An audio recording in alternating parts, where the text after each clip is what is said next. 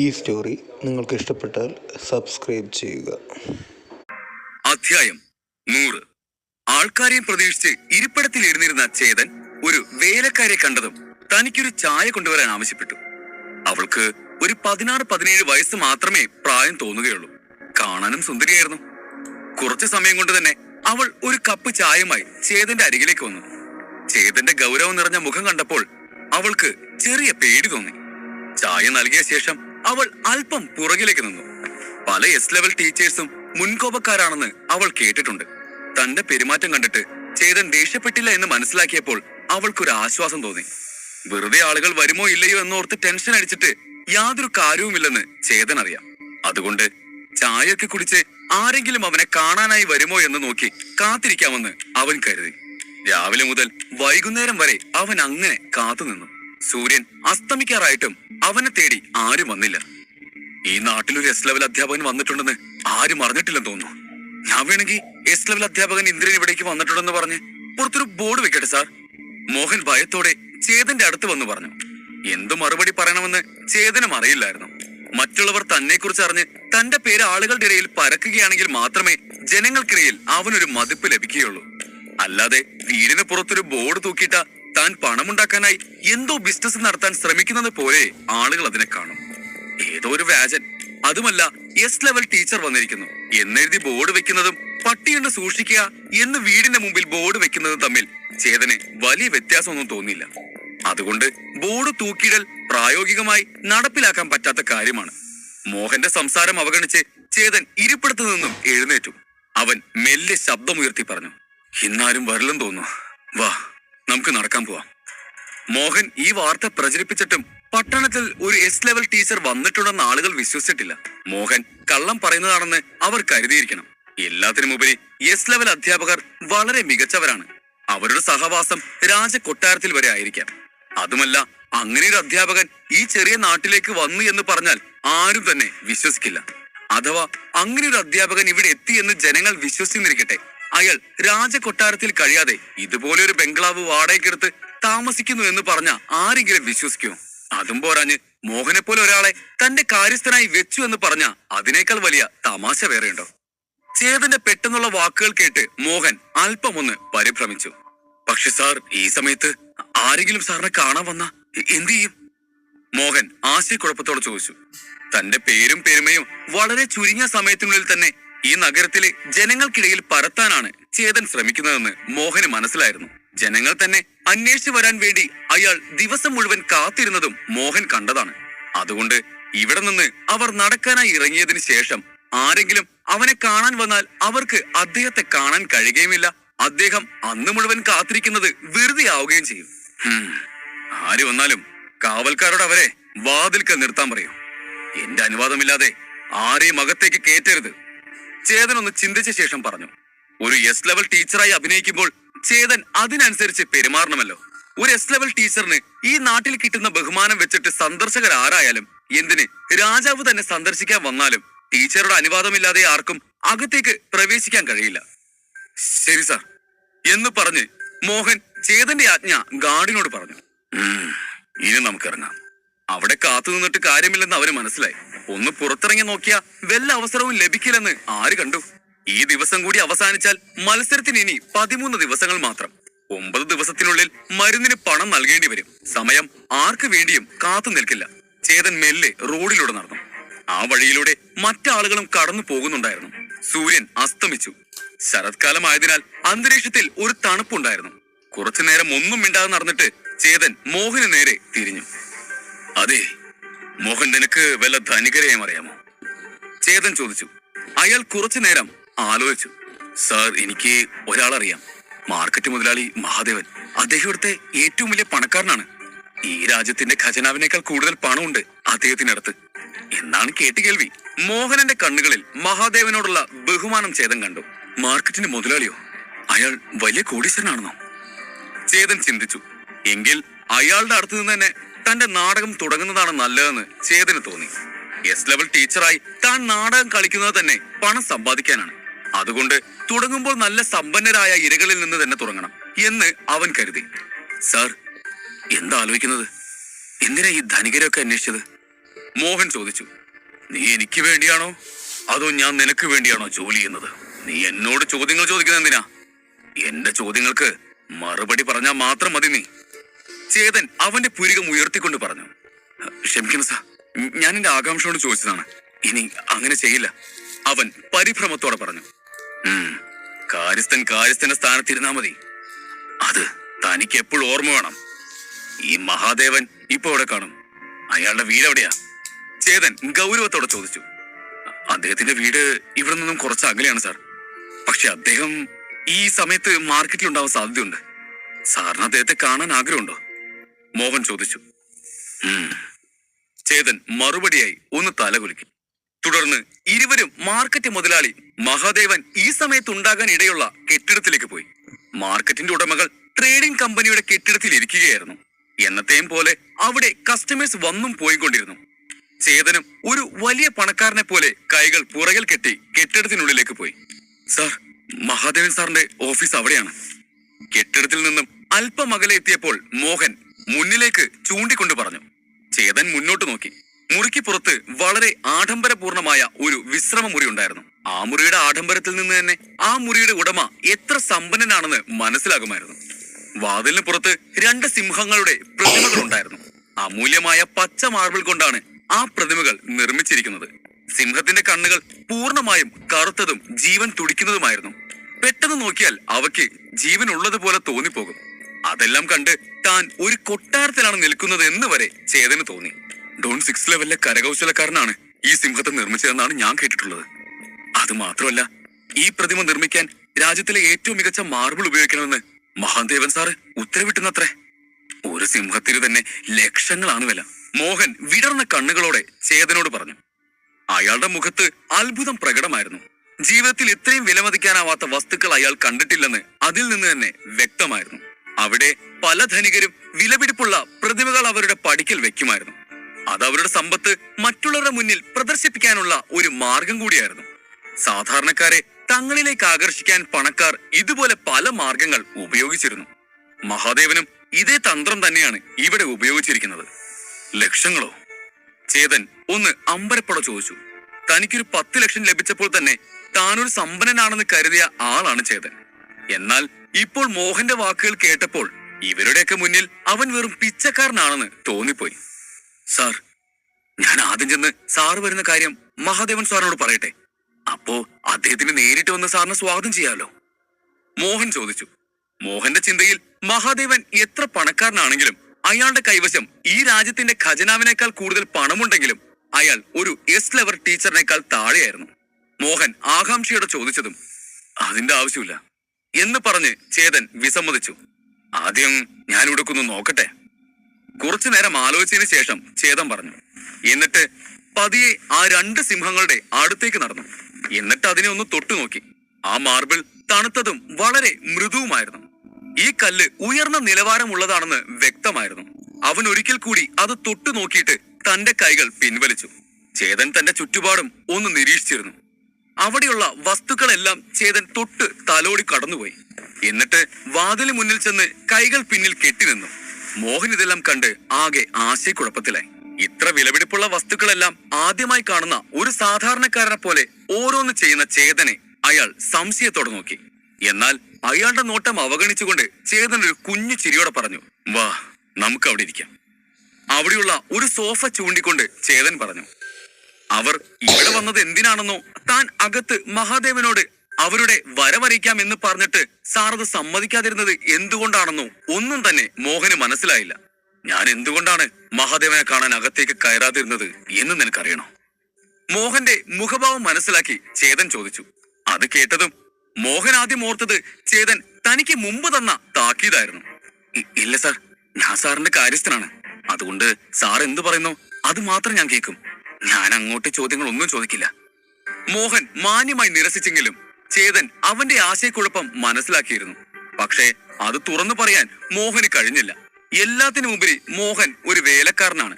Indran sir ഒരു S level ടീച്ചറും. S level ടീച്ചറോടുള്ള ബഹുമാനം കൊണ്ടാണ് മോഹൻ ഒന്നും ചോദിക്കാതിരിക്കുന്നതെന്ന് ചേതൻ അറിയാം. അതുകൊണ്ട് ചേതൻ മെല്ലെ പുഞ്ചിരിച്ചുകൊണ്ട് പറഞ്ഞു, നീ പേടിക്കണ്ട, ഇപ്പോ നിനക്ക് എന്ത് വേണേലും ചോദിക്കാം. ചേതൻ പറഞ്ഞു. ഓഹോ, ഇപ്പൊ ചോദിക്കാൻ പോലും. അപ്പൊ നേരത്തെ ഞാൻ ചോദിച്ചപ്പോ എന്തിനാണ് ചാടിക്കടിക്കാൻ വന്നത്? മോഹൻ മനസ്സിൽ പിറുപിറുത്തു. അതൊന്നുമില്ല സാർ. സാറിന് കാണണമെന്ന് പറഞ്ഞ സാർ ഒരു എസ് ലെവൽ ടീച്ചർ ആയതുകൊണ്ട് അതിൻ്റെതായ മര്യാദയോടുകൂടി മഹാദേവൻ സാർ സാറിനെ കാണാൻ വരും. പക്ഷേ അത് ചെയ്യാതെ നമ്മളിവിടെ കാത്തിരിക്കുന്നത് എന്തിനാ എന്നാ എനിക്ക് മനസ്സിലാവാത്തത്. അവൻ വിനയത്തോടെ പറഞ്ഞു. ഞാനിവിടെ വന്നിട്ടുണ്ടെന്ന് നീ ചെന്ന് പറഞ്ഞാൽ തീർച്ചയായും അദ്ദേഹം എന്നെ കാണാനായി ഇവിടെ വരും. പക്ഷെ ഞാൻ ആരാണെന്ന് അറിയിക്കാതെ തന്നെ അദ്ദേഹത്തെ ഇവിടേക്ക് കൊണ്ടുവരാൻ എനിക്ക് കഴിയും എന്ന് ഞാൻ പറഞ്ഞാലോ? നിനക്കെന്ന് തോന്നുന്നു? ചേതൻ ചോദിച്ചു. അവൻ ചോദിച്ചത് കേട്ട് മോഹൻ നെറ്റി ചൊളിച്ചു. അവൻ തന്റെ മുന്നിൽ നിൽക്കുന്ന തന്റെ യജമാനെ ഒരു ഭ്രാന്തനെ പോലെ നോക്കി. നടക്കാത്ത കാര്യങ്ങൾ പറയുന്ന ഒരാളെ മോഹൻ അങ്ങനെ വില കൊടുക്കാറില്ല.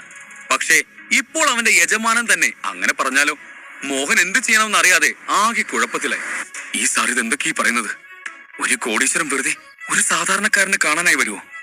ഒരു എസ് ലെവൽ ടീച്ചർ ഇവിടെ ഉണ്ടെന്ന് പറഞ്ഞാൽ ചിലപ്പോൾ വരുമായിരിക്കും. പക്ഷെ അത് പറയാതെ എങ്ങനെ അയാൾ കാണാൻ വരും? ഇതൊക്കെ നടക്കുന്ന കാര്യമാണോ എന്ന് ചിന്തിച്ച് മോഹൻ ചേതനെ സംശയത്തോടെ നോക്കി. അധ്യായം 101. മഹാദേവൻ തന്നെ ഇവിടെ വന്ന് കാണുമെന്ന് ചേതൻ പറഞ്ഞതും അത് വിശ്വസിക്കാൻ കഴിയാതെ മോഹൻ നെറ്റി ചൊളിച്ചു. ഇതെങ്ങനെ നടക്കും? മഹാദേവൻ ഇത്രയും വലിയൊരു ട്രേഡിംഗ് കമ്പനിയുടെ ഉടമയാണ്. അതുപോലെ ഒരുപാട് വലിയ ആളുകളുമായി അയാൾക്ക് കണക്ഷൻസ് ഉണ്ടാവും. അങ്ങനെയുള്ളപ്പോ ഇന്ദ്രൻ സാർ ആരാണെന്ന് പോലും അറിയാതെ അയാൾ എങ്ങനെ ഇങ്ങോട്ട് കാണാനായി വരും? മോഹൻ ചിന്തിച്ചു. ഈ പട്ടണത്തിലെ ഓരോ ഇഞ്ച് ഭൂമിയും സ്വർണം പോലെ വിലയുള്ളതാണ്. അങ്ങനെയുള്ള ഈ ഇടത്തിൽ ഇത്രയും വലിയൊരു ട്രേഡിംഗ് കമ്പനിയും മാർക്കറ്റും തുറക്കണമെങ്കിൽ അതിന് വളരെയധികം പിന്തുണയും സ്വാധീനവും ആവശ്യമാണ്. രാജകുടുംബവുമായി വളരെ ബന്ധമുള്ള വ്യക്തിയാണ് മഹാദേവൻ. ഇന്ദ്രൻ സാർ ആരാണെന്ന് അറിഞ്ഞതിന് ശേഷമാണെങ്കിൽ അദ്ദേഹം സാറിനെ കാണാൻ വരുമായിരിക്കും. അല്ലാത്ത പക്ഷം അദ്ദേഹം എങ്ങനെ കാണാൻ വരും? വെറും ഒരു സാധാരണക്കാരനെ അത്രയും വലിയ ഒരാൾക്ക് വന്ന് കാണേണ്ട ആവശ്യമില്ലല്ലോ. ഇങ്ങനെ വരുന്നവരെയും പോകുന്നവരെയും സ്വീകരിക്കാൻ അതുപോലുള്ളവർക്കൊക്കെ എവിടെയാ സമയം? മോഹൻ ഒരു ചെറുകിട ബിസിനസ്സുകാരനാണെങ്കിലും ഇത്തരം വിഷയങ്ങളെല്ലാം അയാൾക്ക് നന്നായി തന്നെ അറിയാമായിരുന്നു. മോഹന്റെ മുഖത്തെ സംശയം കണ്ട് ചേതനൊന്ന് ചിരിച്ചു. അയാൾക്ക് എന്നെ അറിഞ്ഞാലും ഇല്ലെങ്കിലും അയാൾ ഇവിടെ വരും. പക്ഷേ അതിനാദ്യം എനിക്ക് നിന്റെ സഹായം വേണം. നീ ഞാൻ പറയുന്നത് എന്താണോ അത് അതുപോലെ തന്നെ ചെയ്യണം. ചേതൻ പറഞ്ഞു. അതിലെന്താ സാർ സംശയം? ഞാൻ സാറ് പറയുന്നത് അതുപോലെ തന്നെ ചെയ്യും. മോഹൻ വിനയപൂർവ്വം പറഞ്ഞു. മോഹന് അപ്പോഴും ചേതൻ എന്താ ഉദ്ദേശിക്കുന്നത് എന്നറിയില്ലായിരുന്നു. പക്ഷേ ചേതന്റെ മുഖത്തെ ആത്മവിശ്വാസമാണ് അവന് ധൈര്യം നൽകിയത്. നല്ലത്. നിനക്ക് ഈ ലോകത്ത് ഏറ്റവും ഇഷ്ടമല്ലാത്തത് ആരെയാ? ചേതൻ ചോദിച്ചു. പെട്ടെന്ന് എന്താ ഇന്ദ്രൻ സാറിന് ഇങ്ങനെയുള്ള സംശയമെന്ന് ശങ്കിച്ചെങ്കിലും അവൻ മറുപടി കൊടുത്തു. വർഗീസ് എന്നൊരുത്തനുണ്ട്. അവൻ എന്റെ ആജന്മ ശത്രുവാ. ഞാൻ എവിടെയൊക്കെ വിജയിക്കാൻ ശ്രമിച്ചാലും അവൻ എന്നെ തോൽപ്പിക്കും. നല്ലൊരു അവസരത്തിനായി കാത്തിരിക്കുക ഞാൻ. എങ്ങനെയും ഞാൻ അവനെ തറ പറ്റിക്കും. മോഹന്റെ വാക്കുകളിൽ തന്നെ അയാളോടുള്ള രോഷം പ്രകടമായിരുന്നു. എങ്കില് ആ വർഗീസിനെ മനസ്സിലോർത്ത് ലെഫ്റ്റ് സൈഡിലിരിക്കുന്ന സിംഹത്തിന്റെ തലയിലിട്ട് ഒരു ചവിട്ടി ചവിട്ടിക്കേ. നിന്റെ ചവിട്ടിന് അതിന്റെ തല തകരണം. ചേതൻ പറഞ്ഞു. സാറെന്താ ഉദ്ദേശിക്കുന്നത്? ചേതന്റെ ആജ്ഞ കേട്ട് മോഹൻ ഞെട്ടി. വല്ല അടിപൊളി പ്ലാനാവും ചേതന്റെ മനസ്സിലെന്നാണ് മോഹൻ കരുതിയിരുന്നത്. ഇത് തന്നെ കൊലയ്ക്ക് കൊടുക്കാനുള്ള പ്ലാൻ ആയി പോയല്ലോ എന്ന് അയാൾ ചിന്തിച്ചു. ഈ സിംഹപ്രതിമകൾ മഹാദേവന് പ്രിയപ്പെട്ടവയായിരുന്നു. ലക്ഷക്കണക്കിന് രൂപ കൊടുത്ത് അയാൾ പ്രത്യേകം നിർമ്മിച്ച ഈ പ്രതിമകൾ ഉടച്ചാൽ മഹാദേവൻ തന്നെ വെട്ടി തുണ്ടമാക്കി വല്ല ഒറിജിനൽ സിംഹത്തിനും തിന്നാൻ ഇട്ടുകൊടുക്കുമെന്ന് മോഹൻ ഉറപ്പാണ്. സാർ, ഇതിനും ഭേദം എന്നോട് സൂയിസൈഡ് ചെയ്യാൻ പറയുന്നതായിരുന്നു. ഞാൻ ഒരു പാവമല്ലേ? വല്ല ദേഷ്യം ഉണ്ടെങ്കിൽ അത് നമുക്ക് പറഞ്ഞു തീർത്തൂടെ? മോഹൻ ഇപ്പോൾ കരയുമെന്ന പോലെ പറഞ്ഞു. നീ പേടിക്കണ്ട മോഹൻ. ഞാനിവിടെ ഉള്ളപ്പോ നിന്നെ ഞാനെങ്ങനെ മരിക്കാൻ വിടുവോ? നിന്നെ ആരും തൊടില്ല. നീ ധൈര്യമായി ഞാൻ പറയുന്നത് അനുസരിക്ക്. ചേതൻ മോഹന്റെ തോളിൽ തട്ടി അയാൾക്ക് ധൈര്യം നൽകി. പക്ഷേ എങ്ങനെയൊക്കെ ആലോചിച്ചിട്ടും മോഹന് ധൈര്യം വന്നില്ല. മഹാദേവന്റെ കൈകൊണ്ട് താൻ തീരുമെന്ന് പേടിച്ച് അയാൾ മടിച്ചു നിന്നു. അത് കണ്ട ചേതൻ ദേഷ്യത്തോടെ പറഞ്ഞു. എന്താ മോഹൻ നീ ഇവിടെ അനങ്ങാതെ നിൽക്കുന്നത്? എന്താ ഞാൻ ഇത്രയും പറഞ്ഞിട്ടും നിനക്ക് ചെയ്യാൻ പറ്റില്ലെന്നുണ്ടോ? ചേതൻ അയാളെ തന്നെ തുറച്ചു നോക്കിക്കൊണ്ട് ചോദിച്ചു. അവന്റെ സംസാരം മോഹനെ ഭയപ്പെടുത്തി. ഒരു അധ്യാപകനായി ജോലി ചെയ്യുന്നത് കൊണ്ട് തന്നെ ചേതന്റേത് അല്പം ഭയപ്പെടുത്തുന്ന ശബ്ദമായിരുന്നു. പ്രത്യേകിച്ച് ഇപ്പോൾ ചേതന്റെ ഈ പ്രായമായ രൂപം കൂടി ആയതും ആരും ഒന്ന് ഭയന്നു പോകും. സാർ, അത് പിന്നെ ഞാൻ മോഹൻ നിന്ന് തപ്പാൻ തുടങ്ങി. മോഹന്റെ പിരിമുറുക്കം മനസ്സിലാക്കിയ ചേതൻ വിശദീകരിച്ചു. പേടിക്കണ്ട, നീ ആ സിംഹത്തിന്റെ തല ചവിട്ടി പൊട്ടിച്ച നിന്നെ ഡോൺ 3 സ്റ്റേജ് കിടക്കാൻ ഞാൻ സഹായിക്കാം. ഇത് ഞാൻ നിനക്ക് തരുന്ന വാക്കാണ്. ഞാൻ പറഞ്ഞില്ലേ, നിനക്ക് യാതൊരു പ്രശ്നവും വരില്ല. ഞാൻ പറഞ്ഞ നീ വിശ്വസിക്കില്ല, എങ്കിലും പറയാം. നീ ചെയ്തതിന് മഹാദേവൻ നിന്നോട് താങ്ക്സ് പറയും. നോക്കിക്കോ, ചേതൻ പറഞ്ഞു. മഹാദേവന്റെ കോപത്തെ മോഹൻ ഭയക്കുന്നുണ്ടെന്ന് ചേതന് നന്നായി അറിയാമായിരുന്നു. പിന്നെ മോഹനെ കൊണ്ട് ഇതൊക്കെ ചെയ്യിപ്പിക്കുന്നത് വലിയ കാര്യമാണെന്നും ചേതൻ അറിയാം. അതുകൊണ്ട് തന്നെയാണ് ചില വാഗ്ദാനങ്ങളൊക്കെ മുന്നോട്ട് വെച്ച് ചേതൻ അവനെ തന്റെ വരുതിയിലാക്കാൻ ശ്രമിച്ചത്. ചേതന്റെ വാക്കുകൾ കേട്ട് മോഹന്റെ മനസ്സ് ഒന്ന് ചാഞ്ചാടി. ശരി സാർ, അവൻ ഒടുവിൽ തലയാട്ടി സമ്മതം മൂളി. ചേതൻ പറഞ്ഞതെല്ലാം കേട്ട മോഹൻ അവനൊരു മികച്ച എസ് ലെവൽ അധ്യാപകനാണെന്ന് കരുതി. മഹാദേവൻ എത്ര ശക്തനാണെങ്കിലും ഒരു എസ് ലെവൽ ടീച്ചറിന് മുന്നിൽ അയാൾ മോശമായി പെരുമാറില്ല എന്ന് മോഹൻ ഉറച്ചു വിശ്വസിച്ചു. പക്ഷേ എന്നാലും അയാൾ ഒന്നും അടിക്കാതിരുന്നില്ല. പിന്നെ ചേതൻ പറഞ്ഞതൊക്കെ ഓർത്ത് ധൈര്യം സംഭരിച്ച് അയാൾ ആ സിംഹത്തിന് നേരെ ചെന്നു. ഡോൺ സ്റ്റേജ് 3-ൽ നിന്നും ഒരു മുന്നേറ്റവുമില്ലാതെ മോഹൻ കുടുങ്ങിക്കിടക്കാൻ തുടങ്ങിയിട്ട് വർഷങ്ങളായി. മുന്നേറാൻ എല്ലാ മാർഗങ്ങളും ഉപയോഗിച്ചിരുന്നുവെങ്കിലും ഒന്നും തന്നെ പ്രയോജനപ്പെട്ടില്ല. എന്നാൽ ഇപ്പോൾ തനിക്കൊരു അവസരം ലഭിച്ചതുകൊണ്ടും അത് പാഴാക്കി കളയാൻ അയാൾ ഒരു മണ്ടനല്ലാത്തതുകൊണ്ടും ചേതന്റെ ഓഫർ സ്വീകരിച്ചു. അതിർത്തിയിൽ യുദ്ധം ചെയ്യാൻ പോകുന്ന പട്ടാളക്കാരനെ പോലെയാണ് മോഹൻ ആ പ്രതിമയുടെ അടുത്തേക്ക് ചെന്നത്. അതിന്റെ മുന്നിലെത്തിയതും തന്റെ കൈകളൊന്ന് റൊട്ടേറ്റ് ചെയ്ത് ശക്തിയിൽ ആ സിംഹത്തിന്റെ കഴുത്തിന് നേരെ പഞ്ച് ചെയ്തു. മോഹൻ കാഴ്ചയിൽ തടിയനും ദുർബലനുമാണെങ്കിലും അവൻ ശക്തിശാലിയായിരുന്നു. ശക്തമായ മാർബിൾ കൊണ്ടുണ്ടാക്കിയ ആ സിംഹത്തിന്റെ പ്രതിമ അയാളുടെ കൈ തട്ടിയതും ഒരു ഗ്ലാസ് പ്രതിമ പൊട്ടി തകർന്നതുപോലെ തകർന്നു വീണു. ലക്ഷക്കണക്കിന് രൂപ വിലമതിക്കുന്ന സിംഹത്തിന്റെ തല ഉഗ്ര ശബ്ദത്തോടെ പല ഭാഗങ്ങളിലായി നിലത്തേക്ക് ചിതറി വീണു. സിംഹപ്രതിമ പൊട്ടുന്ന ശബ്ദം അവിടെയുള്ളവരുടെ ശ്രദ്ധ പെട്ടെന്ന് ആകർഷിച്ചു. കൂടാതെ അത് പൊട്ടിയപ്പോൾ ഒരു അലാറം ബെൽ മുഴങ്ങിയിരുന്നു. അത് കേട്ടതും കൂടുതൽ പേർ സിംഹത്തെ നോക്കി. എന്താ സംഭവിച്ചത്? ആരാ പ്രതിമ തകർത്തത്? ആരാണ് ഭ്രാന്തൻ? മഹാദേവൻ ആ സിംഹങ്ങളെ ഒരു നിധിയായാണ് കണക്കാക്കുന്നതെന്ന് അവിടെയുള്ള എല്ലാവർക്കും അറിയാം. ഒരു ദിവസത്തിൽ പലതവണ അയാൾ അതിനെ തൊട്ടു തലോടാറുണ്ട്. ആർക്കാണ് ഇത് താർക്കാൻ മാത്രം ഇത്രയും ധൈര്യം?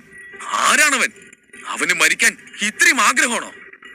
ആ കെട്ടിടത്തിലൂടെ പല ആവശ്യങ്ങൾക്കായി വന്നും പോയിക്കൊണ്ടിരുന്ന ആളുകൾ ആ കാഴ്ച കണ്ട് പരസ്പരം പറഞ്ഞു. ഏതാനും നിമിഷം കൊണ്ട് തന്നെ കാവൽക്കാരുടെ മുഴുവൻ സംഘവും അവിടെ എത്തിയിരുന്നു.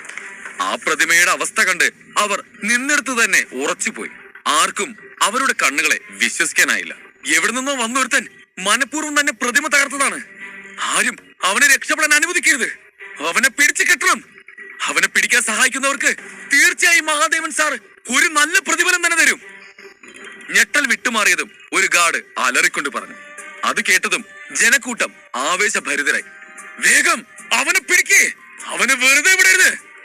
ആക്രോശത്തോടെ അവർ മോഹനെ വളഞ്ഞു. രക്ഷപ്പെടാൻ അയാൾക്ക് ഒരു പഴുതുപോലും അവർ നൽകിയില്ല. ഒടുവിൽ മോഹൻ പിടിക്കപ്പെട്ടതോടെ എല്ലാവരും അവനെ തങ്ങളുടെ ഭാഗത്തേക്ക് വലിക്കാൻ തുടങ്ങി. ഞാൻ പെട്ടുള്ളൂ ദൈവമേ, ഇനി ഞാനെങ്ങനെ രക്ഷപ്പെടും? അവരുടെ പിടിയിൽ നിന്ന് രക്ഷപ്പെടാൻ ശ്രമിക്കുന്നതിനിടയിൽ മോഹൻ പുലമ്പി. കാവൽക്കാർ ഇത്ര പെട്ടെന്ന് വരുമെന്ന് അയാൾ കരുതിയിരുന്നില്ല. സിംഹത്തിന്റെ തല തകർത്ത് ചേതന്റെ അടുത്തേക്ക് മടങ്ങുന്നതിന് മുമ്പ് എല്ലാവരും അവനെ വളഞ്ഞു. മോഹൻ വളരെ പരിഭ്രാന്തനായിരുന്നു. അവന്റെ മുഖം ഭയത്താൽ വിറച്ചു. അവൻ കൈ ഉയർത്തി തന്റെ നിലപാട് വിശദീകരിക്കാൻ ശ്രമിച്ചു. ഞാൻ എനിക്ക് പറയാനുള്ളത് ഒന്ന് കേക്കൂ. ഒരു നിമിഷം എല്ലാം ഞാൻ പറയാം. നീ ഒന്നും പറയണ്ട. ആദ്യം തല്ല്, എന്നിട്ട് മതി സംസാരമൊക്കെ. നീ പറയുന്നതൊക്കെ എന്തിനാ ഞങ്ങൾ കേൾക്കുന്നേ? ആദ്യം അവന്റെ വാ അടപ്പിക്കണം. കാവൽക്കാർ ഉച്ചത്തിൽ ആക്രോശിച്ചു. മോഹന്റെ മേൽ എണ്ണിയാലൊടുങ്ങാത്ത പഞ്ചുകൾ പെയ്തു തുടങ്ങി. മഹാദേവന്റെ പ്രിയപ്പെട്ട സിംഹപ്രതിമകൾ തങ്ങളുടെ കൺമുമ്പിൽ തകർന്നത് കണ്ട അവരുടെ സകല നിയന്ത്രണങ്ങളും നഷ്ടമായിരുന്നു. ഞാനൊന്ന് പറയട്ടെ പ്ലീസ്. മോഹൻ സംസാരിക്കാൻ ശ്രമിച്ചു. പക്ഷെ അവരാരും അവന് സംസാരിക്കാനായി ഒരു ചാൻസ് പോലും കൊടുക്കാതെ അവനെ അടിക്കുകയായിരുന്നു. അവൻ ഇപ്പോൾ ചേതനെ കുറിച്ച് ചിന്തിച്ചു. ഇന്ദ്രൻ സാറിന്റെ ഒറ്റ വാക്കിന്റെ പുറത്താണ് ഞാൻ ഈ അബദ്ധം കാണിച്ചത്. എന്നിട്ടിപ്പോ ആൾക്കാരെല്ലാം എന്നെ പഞ്ഞിക്കിടുമ്പോ അയാൾ എവിടെ? അയാളെ വിശ്വസിച്ച് ഇവിടെ വന്ന എന്നെ വേണം തല്ലാൻ, മോഹൻ വിചാരിച്ചു.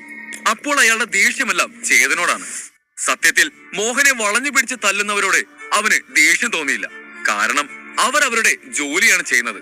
അവരുടെ ജോലി അവരുടെ യജമാനനെയും യജമാനന്റെ സ്വത്തിനെയും സംരക്ഷിക്കുക എന്നതാണ്. ആ സിംഹങ്ങൾ മഹാദേവന് അത്രയും പ്രിയപ്പെട്ടവയായിരുന്നു. അപ്പോ പിന്നെ അവർക്ക് ദേഷ്യം വന്നില്ലെങ്കിൽ അല്ലേ ഉള്ളൂ അത്ഭുതം. ഇവിടെ മോഹനാണ് തെറ്റ് ചെയ്തത്. അതുമല്ല, തന്റെ ജോലി കൃത്യമായി ചെയ്യാത്ത കുറ്റത്തിന് ആ കാവൽക്കാരെ മഹാദേവൻ ചിലപ്പോ പിരിച്ചു വിട്ടെന്ന് വരെ ഇരിക്കാം. ഇതെന്തു പറ്റി? മോഹൻ ഇതുവരെ തിരികെ വന്നില്ലല്ലോ. ഒരുപാട് നേരം കഴിഞ്ഞിട്ടും മോഹൻ തിരിച്ചെത്താത്തത് കൊണ്ട് കുറച്ച് ദൂരെ നിൽക്കുകയായിരുന്ന ചേതൻ ചിന്തിച്ചു. കുറച്ച് മുന്നോട്ട് വന്ന് പ്രതിമയിരിക്കുന്ന ഇടം നോക്കിയതും ചേതന് കാൽച്ചുവട്ടിലെ മണ്ണ് ഒലിച്ചു പോകുന്നത് പോലെ തോന്നി. മോഹനോട് അത് വേഗം ഉടച്ചിട്ട് ഇങ്ങോട്ട് വരാനല്ല ഞാൻ പറഞ്ഞത്. പക്ഷെ ഇത്ര പെട്ടെന്ന് ആളുകൾ കൂടി അവൻ തല്ലാൻ തുടങ്ങിയോ? അതും എന്താ കാര്യമെന്ന് പോലും അവനോട് ചോദിക്കാതെയാണല്ലോ അവന് തല്ലുന്നത്. ഇപ്പോ അങ്ങോട്ട് ചെന്ന് കേറിക്കൊടുത്ത എനിക്ക് തല്ലു കിട്ടുന്ന ലക്ഷണമാണല്ലോ. ചേതൻ ആലോചിച്ചുകൊണ്ട് അവിടെ തന്നെ അനങ്ങാതെ ഇരുന്നു. ഇവന്റെ തല വെട്ടി മഹാദേവൻ സാറിന്റെ കാൽ കീഴിൽ വെക്കണം. എന്നാ മാത്രമേ നമുക്ക് നമ്മുടെ ജോലി നഷ്ടപ്പെടാതിരിക്കൂ. അതെ, അവന്റെ തല വെട്ടി ആ സിംഹത്തിന്റെ തലയോടൊപ്പം വെക്കണം. സാറ് വരുമ്പോ ആദ്യം കാണുന്ന അവന്റെ തലയായിരിക്കണം. ഇതെല്ലാം കേട്ട മോഹന് തന്റെ ഹൃദയം ഇപ്പോൾ നിലച്ചു പോകും എന്നതുപോലെയാണ് തോന്നിയത്. തനിക്ക് ചുറ്റും നിൽക്കുന്ന കാവൽക്കാരെ തന്റെ കാലം മാറെ പോലെയും. തല വെട്ടാനോ?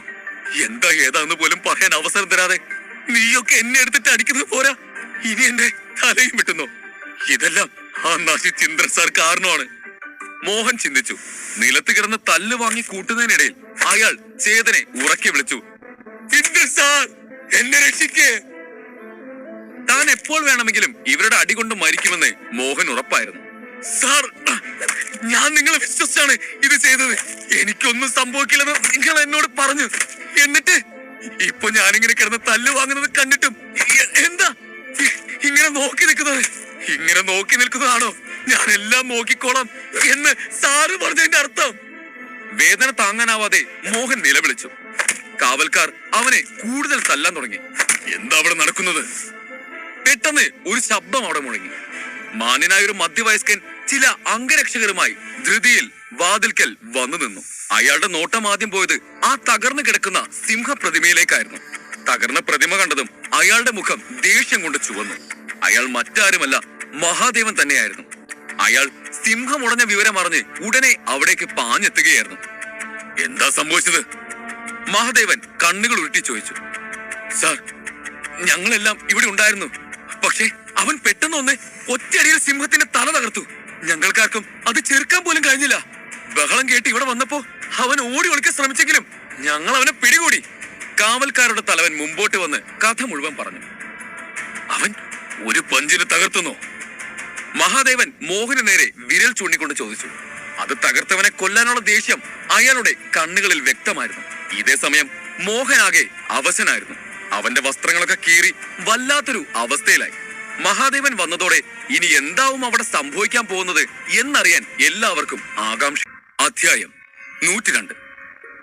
തന്റെ കാവൽക്കാരുടെ തല്ലുകൊണ്ട് കിടക്കുന്ന ആളുടെ മുഖം കണ്ട് മഹാദേവൻ പുരികം ചുളിച്ചു. നീ മോഹനല്ലേ? ആളെ മനസ്സിലായ പോലെ മഹാദേവൻ ചോദിച്ചു. എന്നിട്ട് അവന്റെ മുന്നിലേക്ക് നടന്നു ചെന്നു. അല്ല, അത് വിട്.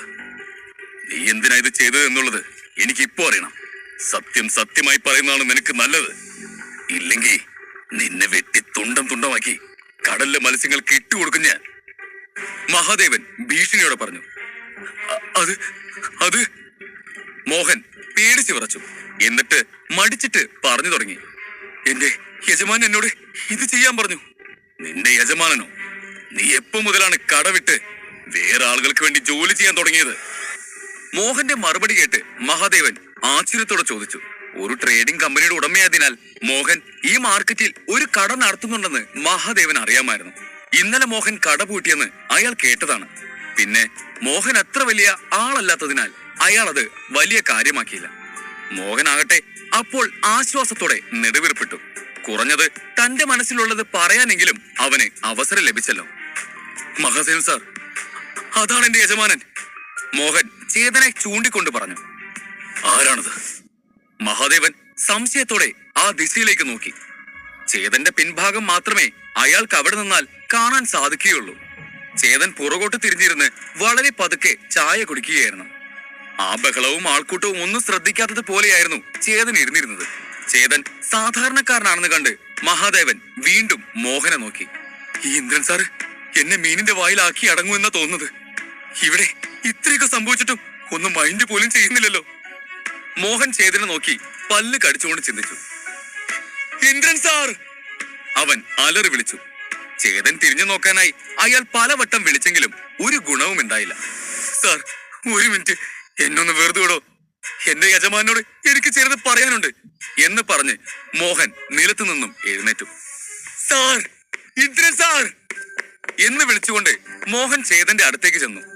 മഹാദേവനും മോഹനെ പിന്തുടർന്ന് ചേതന്റെ അടുത്ത് ചെന്ന് അവന്റെ മുമ്പിൽ നിന്നു. നീയാണോ എന്റെ സിംഹം പ്രതിമുടയ്ക്കാൻ ഉത്തരവിട്ടത്?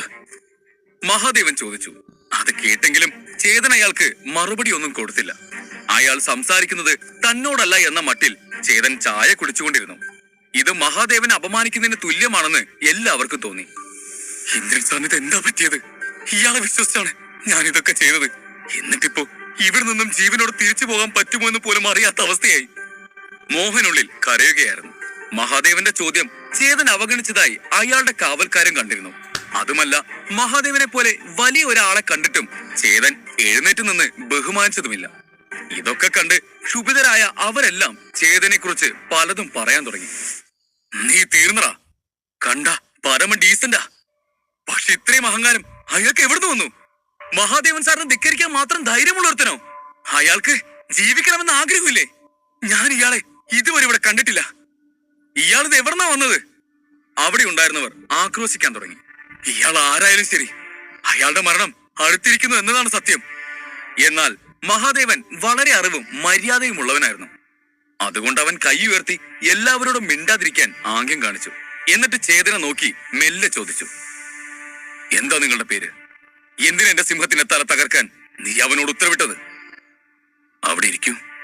ചായ കുടിക്കുന്നതിനിടയിൽ ശാന്തസ്വരത്തിൽ ചേതൻ പറഞ്ഞു. മഹാദേവനെ നോക്കാൻ പോലും അവൻ കണ്ണുകൾ ഉയർത്തിയില്ല. ഇത് കണ്ട് മോഹൻ അവിടെ നിന്ന് മുങ്ങാൻ ശ്രമിച്ചു. ഒരു കാവൽക്കാരൻ അത് കണ്ട് മോഹന്റെ മുന്നിൽ കൈ നീട്ടി അവനെ തടഞ്ഞു നിർത്തി. മോഹൻ കണ്ണുരുട്ടി അയാളെ നോക്കിയെങ്കിലും അവിടെ നിശ്ചലനായി നിൽക്കുകയല്ലാതെ അയാൾക്ക് വേറെ വഴിയില്ലായിരുന്നു. ചേതന്റെ പെരുമാറ്റം കണ്ടപ്പോൾ മഹാദേവന്റെ ദേഷ്യം കൂടി. അയാളുടെ മുഖത്ത് ഒരേ സമയം പല ഭാവങ്ങളും പ്രകടമായി. പൂജ്യത്തിൽ നിന്നാണ് മഹാദേവൻ ഈ കമ്പനി ആരംഭിച്ചത്. പിന്നെ പതുക്കെ പതുക്കെ അയാൾ ഇത്രയും വലിയൊരു സാമ്രാജ്യം കെട്ടിപ്പടുത്തു. രാജ്യത്തെ ശക്തരായ ആളുകൾക്കിടയിൽ അദ്ദേഹം ഒരു മികച്ച വ്യക്തിത്വമായി അറിയപ്പെട്ടു. ആ രാജ്യത്തെ മന്ത്രിമാരും ജനറൽമാരുമെല്ലാം മഹാദേവനെ തങ്ങളുടെ സുഹൃത്തായി കണക്കാക്കി. അവർ പോലും മഹാദേവന്റെ മുന്നിൽ വീമ്പ് കാണിക്കാൻ ധൈര്യപ്പെട്ടിട്ടില്ല.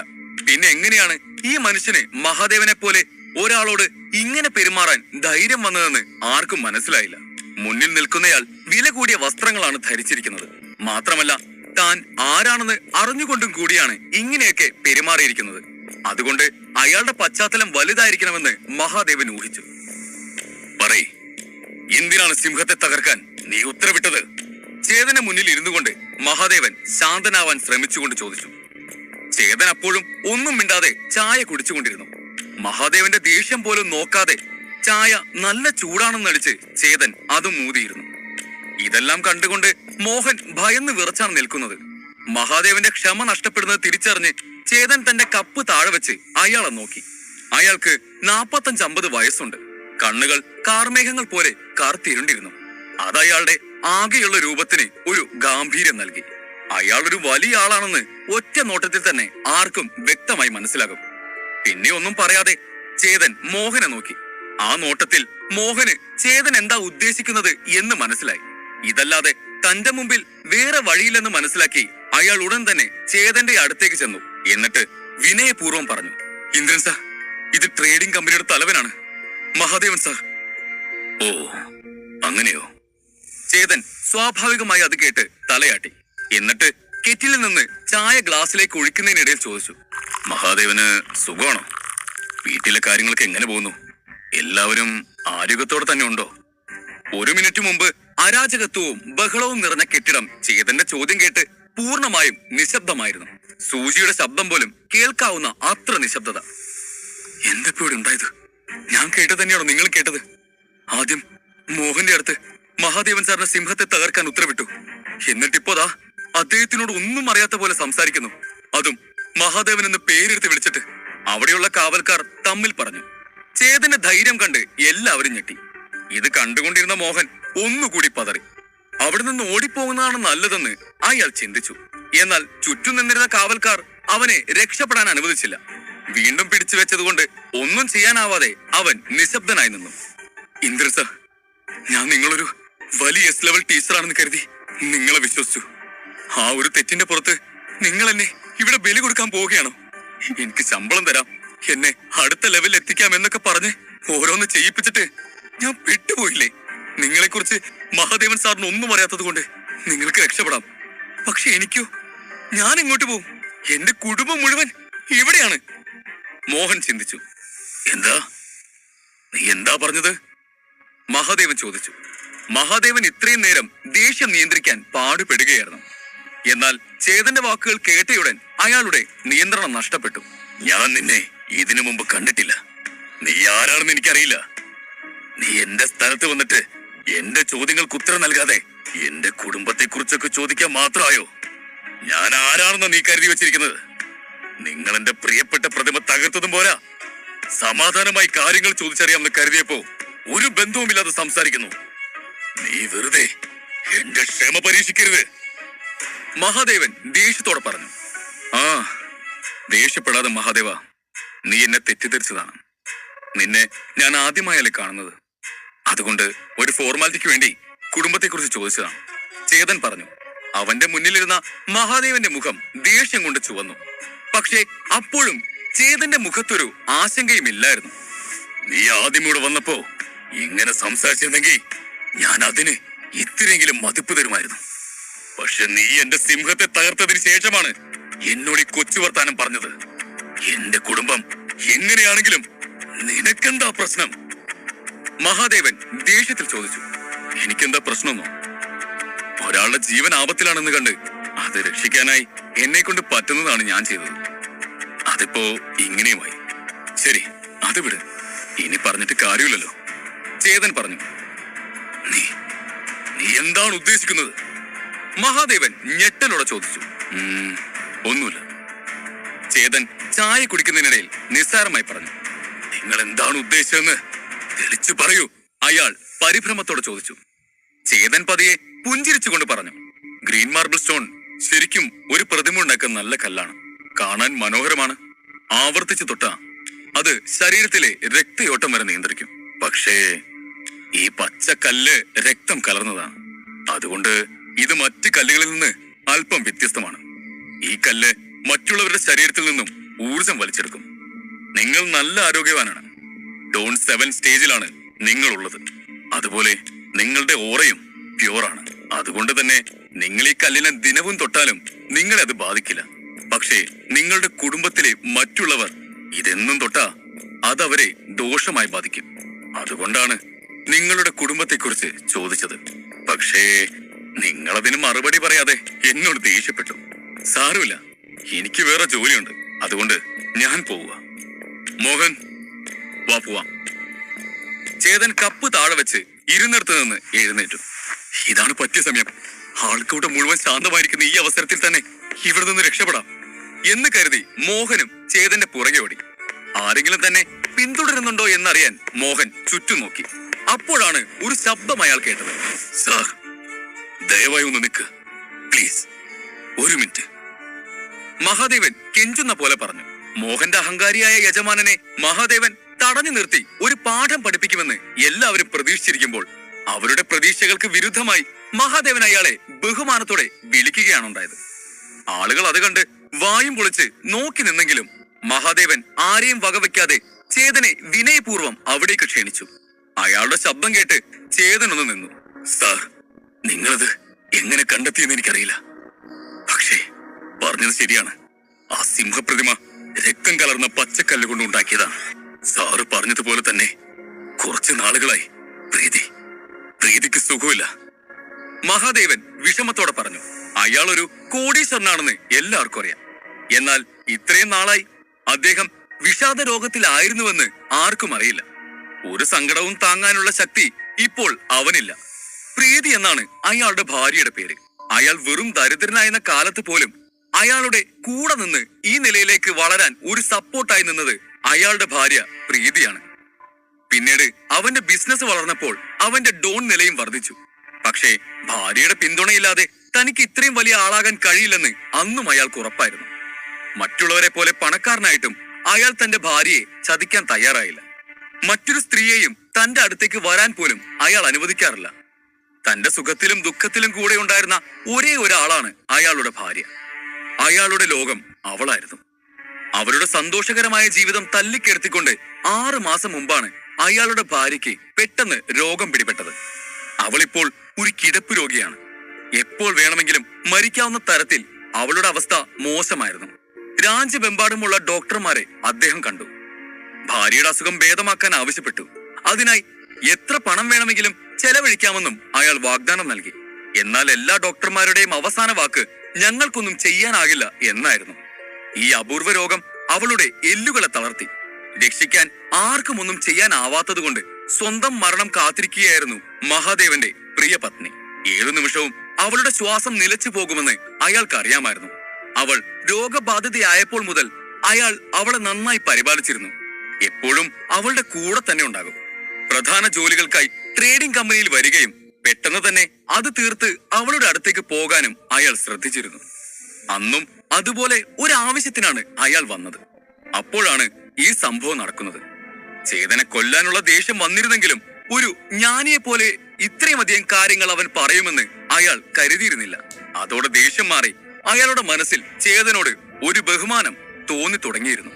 അധ്യായം 103. ചേതന്റെ വാക്കുകൾ കേട്ട് തന്റെ മുന്നിൽ ഇരിക്കുന്നത് ഒരു സാധാരണക്കാരനല്ലെന്ന് മഹാദേവന് മനസ്സിലായി. ചേതൻ വീണ്ടും സംസാരിച്ചു തുടങ്ങി. നിങ്ങളുടെ ഭാര്യ ഒരു സാധാരണ പെൺകുട്ടിയല്ലേ? അവളുടെ ഡോൺ ലെവൽ സ്റ്റേജ് 2ന് മുകളിലല്ലോ, ശരിയല്ലേ ഞാൻ പറഞ്ഞത്? ചേതൻ തിരിഞ്ഞു നോക്കാതെ തന്നെ മഹാദേവനോട് ചോദിച്ചു. അത് കേട്ട് മഹാദേവൻ ആശയക്കുഴപ്പത്തിലായി. എന്റെ ഭാര്യയുടെ ഡോൺ സ്റ്റേജിനെ കുറിച്ചൊക്കെ നിങ്ങൾ എങ്ങനെ അറിഞ്ഞു? ചേതൻ പറഞ്ഞത് കേട്ട മഹാദേവൻ പരിഭ്രമത്തോടെ ചോദിച്ചു. മഹാദേവൻ സംസാരിക്കുമ്പോൾ പ്രീതി എന്ന് മാത്രമേ പറഞ്ഞിട്ടുള്ളൂ. പ്രീതി തന്റെ ഭാര്യയാണെന്ന് വരെ ചേതന് എങ്ങനെ മനസ്സിലായി എന്ന് അയാൾ സംശയിച്ചു. മാത്രവുമല്ല, അടുത്ത നിമിഷം തന്നെ അയാൾ അവളുടെ ഡോൺ സ്റ്റേജും പറഞ്ഞിരിക്കുന്നു. എങ്കിലും ചേതൻ പറഞ്ഞത് തികച്ചും ശരിയാണെന്ന് മഹാദേവന്റെ മുഖത്തു നിന്നും വ്യക്തമായിരുന്നു. അത് കണ്ട് ചേതൻ വളരെ ശാന്തമായ സ്വരത്തിൽ പറഞ്ഞു. രക്തം കലർന്ന പച്ചക്കല്ല് മനുഷ്യ ശരീരത്തിലെ ഊർജം ചോർത്തിയെടുക്കുന്നു. ഡോൺ ലെവൽ 2ലും അതിന് താഴെയുമുള്ളവർക്കും അതിൽ നിന്നും രക്ഷപ്പെടാൻ സാധിക്കില്ല. ഈ കല്ല് അവരുടെ ഊർജം ചോർത്തിയെടുക്കുന്നതിനനുസരിച്ച് അവരുടെ ആരോഗ്യനില വേഗത്തിൽ മോശമാകാൻ തുടങ്ങും. അവർ തീർത്തും ദുർബലരായിത്തീരും. മുടി നരച്ചു തുടങ്ങുകയും ചർമ്മം ചുക്കിച്ചുളിയും ചെയ്ത് അവർ പെട്ടെന്ന് തന്നെ വൃദ്ധരെ പോലെയായി മാറും. കൂടാതെ സംസാരിക്കാനോ നടക്കാനോ എന്തിന് ശരിയായി ഭക്ഷണം കഴിക്കാൻ പോലും കഴിയാതെയാവും. അടിതൊട്ട് മുടി വരെ രോഗം പകരുകയും ചെയ്യും. ഏതാണ്ട് 6 മാസത്തിനുള്ളിൽ തന്നെ അവർ അന്ത്യശ്വാസം വരിക്കും. ഇതെല്ലാം കേട്ട് മഹാദേവന്റെ കണ്ണുകൾ നിറഞ്ഞു തുളുമ്പുന്നുണ്ടായിരുന്നു. ചേതൻ ഈ പറഞ്ഞതെല്ലാം അയാളുടെ ഭാര്യയുടെ രോഗലക്ഷണങ്ങളായിരുന്നു. ഈ സിംഹപ്രതിമ കണ്ടപ്പോ തന്നെ എനിക്കതിന്റെ കുഴപ്പം മനസ്സിലായതാണ്. വേറെ ആരെയും ഇത് ബാധിക്കാതിരിക്കാനാണ് അതിനെ ഉടനടി തകർക്കാൻ ഞാൻ എന്റെ കാര്യസ്ഥനോട് പറഞ്ഞത്. നിങ്ങൾക്കത് ഇഷ്ടപ്പെട്ടില്ലെങ്കിൽ, അല്ലെങ്കിൽ ഇത് ഏതെങ്കിലും തരത്തിൽ ബുദ്ധിമുട്ടായി മാറിയെങ്കിൽ നിങ്ങൾക്ക് ഞാൻ അതിന്റെ പണം നാളെ തന്നെ തരാം. എന്നോട് ക്ഷമിക്കണം, ചേതൻ അയാളോട് പറഞ്ഞു. ചേതൻ പിന്നെ കൂടുതലൊന്നും പറയാൻ തയ്യാറായില്ല. ഇപ്പോൾ മഹാദേവന്റെ മുഖത്ത് സന്തോഷമോ സങ്കടമോ ദേഷ്യമോ ഒന്നുമില്ല. എങ്കിലും ഒരു കുറ്റബോധം ഉണ്ടായിരുന്നു. ചേതൻ എന്തുകൊണ്ടാണ് ഇതിനെപ്പറ്റി കൂടുതൽ സംസാരിക്കാൻ ആഗ്രഹിക്കാത്തതെന്ന് അയാൾ ചിന്തിച്ചു. എന്റെ വീട് കണ്ടുപിടിക്കാൻ നിങ്ങൾക്ക് വലിയ ബുദ്ധിമുട്ടൊന്നും ഉണ്ടാവില്ലെന്ന് എനിക്കറിയാം. അതുകൊണ്ട് ഇപ്പൊ ഞാൻ പോവുകയാണ്. നിങ്ങളുടെ പ്രതിമ നശിപ്പിച്ചതിനുള്ള പണം നാളെ നിങ്ങളുടെ കയ്യിൽ എത്തിയിരിക്കും, ചേതൻ പറഞ്ഞു. മോഹൻ അത് കേട്ട് ഒരു നിമിഷം ഒന്ന് ആലോചിച്ചു. ഇന്ദ്രൻ സാർ, ഞാനും വരുന്നു എന്ന് വിളിച്ച് മോഹൻ അവന്റെ പുറകെ ഓടിച്ചെന്നു. അവിടെ നിന്നോ, ഒറ്റയടി മുന്നോട്ട് വെക്കരുത്, അങ്ങനെ രക്ഷപ്പെടാമെന്ന് കരുതിയോ? അവരിരുവരും അവിടെ നിന്നും പോകുന്നത് കണ്ട് കാവൽക്കാരുടെ തലവൻ മുന്നോട്ട് വന്നുകൊണ്ട് പറഞ്ഞു. ചേതൻ അത് കേട്ടെങ്കിലും മുന്നോട്ട് നടന്നുകൊണ്ടിരുന്നു. എന്നാൽ മോഹൻ ആവട്ടെ പേടിച്ച് അവിടെ തന്നെ നിന്നുപോയി. എങ്കിലും അയാൾ തിരിഞ്ഞു നോക്കിയില്ല. ഇതെന്താ, ഇവർ വീണ്ടും എന്നെ തല്ലാൻ വരുവാണോ? എന്ത് ചെയ്താലും ഇവന്മാരുടെ അടുത്ത് നിന്ന് രക്ഷപ്പെടാൻ പറ്റില്ലെന്നാ തോന്നുന്നത്, മോഹൻ ഭയത്തോടെ ചിന്തിച്ചു. എന്നാൽ മഹാദേവൻ പെട്ടെന്ന് തന്നെ കൈനീട്ടി കാവൽക്കാരെ തടഞ്ഞു.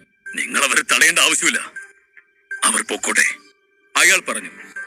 എന്ത്, മഹാദേവൻ സാർ തന്നെ ഞങ്ങളെ വിട്ടോളാൻ പറഞ്ഞു? ഹാവൂ, രക്ഷപ്പെട്ടു എന്ന് ചിന്തിച്ച് മോഹൻ വേഗത്തിൽ അവിടെ നിന്നും നടക്കാൻ തുടങ്ങി. മഹാദേവന്റെ മനസ്സിൽ എന്താണെന്ന് അവിടെ കൂടിയ ആർക്കും മനസ്സിലായില്ല. അയാൾ ഒരു അധ്യാപകനോ വിദ്യാർത്ഥിയോ അല്ല, ഒരു ബിസിനസ്സുകാരനാണ്. ഇന്ന് വരെ ചേതൻ കണ്ടുമുട്ടിയ എല്ലാ ആളുകളും അവനെ ഉടനടി വിശ്വസിച്ചിരുന്നു. എന്നാൽ മഹാദേവൻ അങ്ങനെയല്ല. അയാൾ ഒരു വ്യക്തമായ കാഴ്ചപ്പാടോടെ ലോകത്തെ കാണുന്ന ആളായിരുന്നു. അവൻ ആരെയും അത്ര എളുപ്പം വിശ്വസിക്കില്ല. എന്നാൽ എങ്ങു നിന്നോ വന്ന ചേതന്റെ മുമ്പിൽ മാത്രം അത് മാറി. അവൻ പറഞ്ഞതെല്ലാം 100% സത്യമായ കാര്യങ്ങളായിരുന്നു. മഹാദേവൻ തന്റെ ഭാര്യയെ പല ഡോക്ടർമാരെയും കാണിച്ചിരുന്നു. അതിൽ ഏത് ഡോക്ടറാവും തന്റെ ഭാര്യയെക്കുറിച്ചുള്ള വിവരം ചേതൻ അറിയിച്ചിട്ടുണ്ടാവുക എന്ന് അയാൾ ചിന്തിച്ചു. അല്ലാതെ ചേതനിതെല്ലാം അറിയാൻ വഴിയില്ലല്ലോ. അങ്ങനെ ചിന്തിച്ചപ്പോൾ ഇങ്ങനെ പറയാൻ സാധ്യതയുള്ള ഒരു ഡോക്ടറുടെ മുഖവും അയാളുടെ മനസ്സിൽ തെളിഞ്ഞു വന്നു. ഇതിലൂടെ തീർപ്പുണ്ടാക്കുന്നതിന് മുമ്പ് തന്നെ അയാൾക്ക് ആ സിംഹപ്രതിമയെ കുറിച്ചുള്ള സത്യങ്ങൾ അറിയണമായിരുന്നു. കാശിയെ ഇവിടേക്ക് വിളിച്ചുകൊണ്ടുവാ. മഹാദേവൻ തല ഉയർത്തിപ്പിടിച്ച് ഉത്തരവിട്ടു. കാശിയായിരുന്നു ആ ട്രേഡിംഗ് കമ്പനിയുടെ ക്വാളിറ്റി ഇൻസ്പെക്ടർ. അദ്ദേഹം ഒരു ഔദ്യോഗിക ഇൻസ്പെക്ടർ അല്ലെങ്കിലും ശങ്കറിനെ പോലെ ചില വ്യാജന്മാരെ തുറന്നു കാട്ടാൻ കഴിയുന്ന ഒരു ഉയർന്ന തലത്തിലുള്ള ഉദ്യോഗസ്ഥനാണ് അദ്ദേഹം. ഈ സ്ഥാപനത്തിലേക്ക് കൊണ്ടുവന്ന ഭൂരിഭാഗം വസ്തുക്കളും കാശി ആദ്യം പരിശോധിച്ച് അത് വ്യാജമാണോ അല്ലയോ എന്ന് നിർണയിക്കുന്ന പതിവുണ്ട്. കാശി പെട്ടെന്ന് തന്നെ അവിടേക്ക് വന്നു. എന്താണ് മഹാദേവൻ സാർ, എന്താണ് എന്നെ വേഗം ഇവിടേക്ക് വിളിപ്പിച്ചത്? എന്തെങ്കിലും പ്രശ്നമുണ്ടോ? കാശി ചോദിച്ചു. കാശി ഒരു സീനിയർ ഇൻസ്പെക്ടർ ആയിരുന്നത് കൊണ്ട് മഹാദേവനെ മാത്രമേ അവിടെയുള്ളവരിൽ നിന്നും അയാളുടെ തുല്യനായി കണക്കാക്കാൻ കഴിയും. എന്റെ സിംഹപ്രതിമകളാണ് പ്രശ്നം. ഇത് നിർമ്മിക്കാൻ ഉപയോഗിച്ചത് സാധാരണ പച്ച മാർബിളാണോ അതോ രക്തം കലർന്ന പച്ചക്കല്ലാണോ എന്ന് എനിക്കറിയണം. മഹാദേവൻ ഒരു പുരികം ഉയർത്തിക്കൊണ്ട് ചോദിച്ചു. കാശി താടിയിൽ തടവിക്കൊണ്ട് പറഞ്ഞു, ഞാനിത് ഇതിനു മുമ്പ് തന്നെ ടെസ്റ്റ് ചെയ്ത് നോക്കിയതാണ്. ഇതൊരു വിലപിടിപ്പുള്ള പച്ച മാർബിളാണ്. ആ സിംഹപ്രതിമ ഇവിടേക്ക് കൊണ്ടുവരുന്നതിന് മുമ്പ് കാശി അതിനെ പരിശോധിച്ച് നോക്കിയിരുന്നു. കാശി ഒന്ന് ചിരിച്ചുകൊണ്ട് മെല്ലെ ആ സിംഹത്തിന്റെ അടുത്തേക്ക് ചെന്നു.